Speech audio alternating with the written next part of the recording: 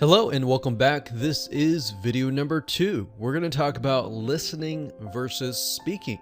Now, if you study the most successful salespeople, you will learn that there is an art involved. And if you often study, for example, influential leaders who move people and have people following them, there's an art involved as well. So if you think about leaders, there's several different types of leaders, which was what we're talking about here. One leader is a type of leader who uses their authority to move people around. They're very bossy. But then you have the other type of leader who gains trust from people, and people are willing to move because they trust that leader, and they're using their influence rather than their authority. So that's the type of leader that we're talking about here. If you study counselors and their ability to help people pinpoint roadblocks and get them to the point of healing fast, you will also see this art in action. It's the art of listening, not speaking, but listening. Now, this is often very tough because in our society that is constantly talking, we're used to people speaking, and we're used to telling people why did they need this or why they need that or whatever. Especially if your personality type is extroverted. Now, if you're an introvert, you often have somewhat of an advantage here because you're constantly listening internally and you're waiting before you're speaking. So you're a little bit of ahead of the curve here. So what I'm trying to get at here is that in terms of the survey funnel, we will be listening. So regardless, whatever your personality type, doesn't matter. Regardless, the point is there's a time to listen and there's a time to speak. When it comes to survey funnels, listening is crucial, and you'll see in just a minute why that is the case.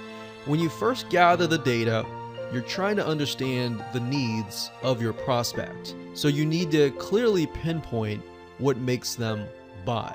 Now, if you were in speaking mode, you would assume people had specific needs, and based on those assumptions, you would create your funnel.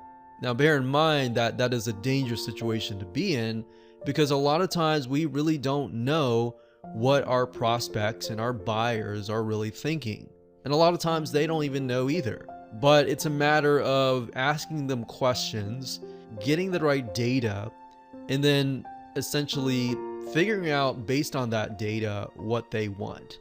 So hopefully that makes sense, listening versus speaking. So if you think about a counselor, a lot of times they'll sit in a room and they'll listen to what you have to say. Now they'll ask the right questions, but they will get you to answer. And a lot of times, a lot of people will say, why am I paying for a counselor? Why am I paying to go to somebody for them just to listen? Well, the reality is that it's not just that. They are asking the correct questions, which in this case, as a survey funnel, you'll be asking the right questions, and we'll give you some example of questions that you can ask. And what that does is it helps the person figure out essentially why they need something, what is the source of their pain, what is essentially that looks like. And that's what we're trying to do in this case. So you could think of it as a survey funnel, you could think of it as essentially a counseling funnel, but that's the goal. Is at the end of the day, if you help somebody figure out what is blocking them, why they do what they do, they will be forever grateful to you, and they'll eventually buy your products, if that makes sense. So if you sit down with 3 or more prospects, so let's say you're having a counseling session and you sit with 3 of them one-on-one and you ask them the same questions, you will often find that there are very different reasons why they are interested in your product. And in just a minute, I'm going to use some examples and to reveal to you how that works. So through this discovery process, you're going to be learning things that you've never heard before, things that you assumed were true, but it was totally the opposite.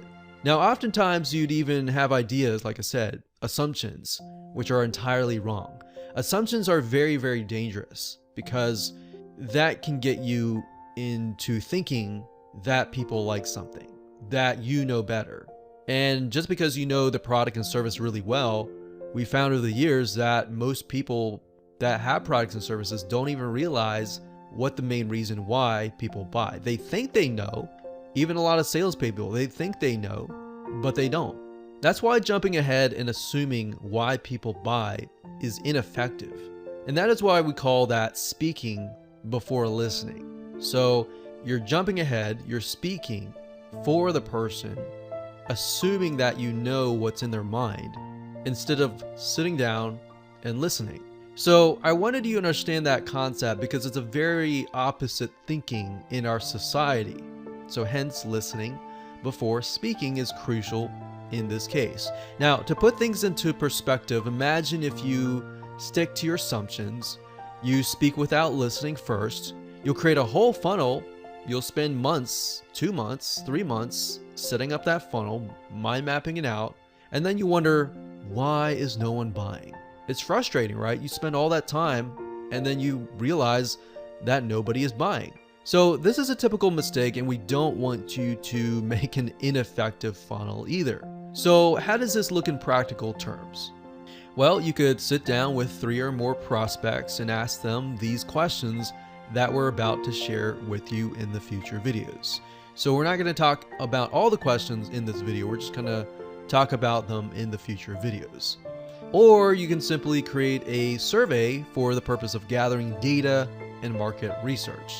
So you initially create the survey, you gather the data, and based on that, then you create another survey or quiz or whatever to get them through your funnel. So it's a 2-part process. So keep in mind that this is not to be confused, like I said, with the survey that you're going to be using later in the actual funnel to essentially qualify the prospect to become a lead.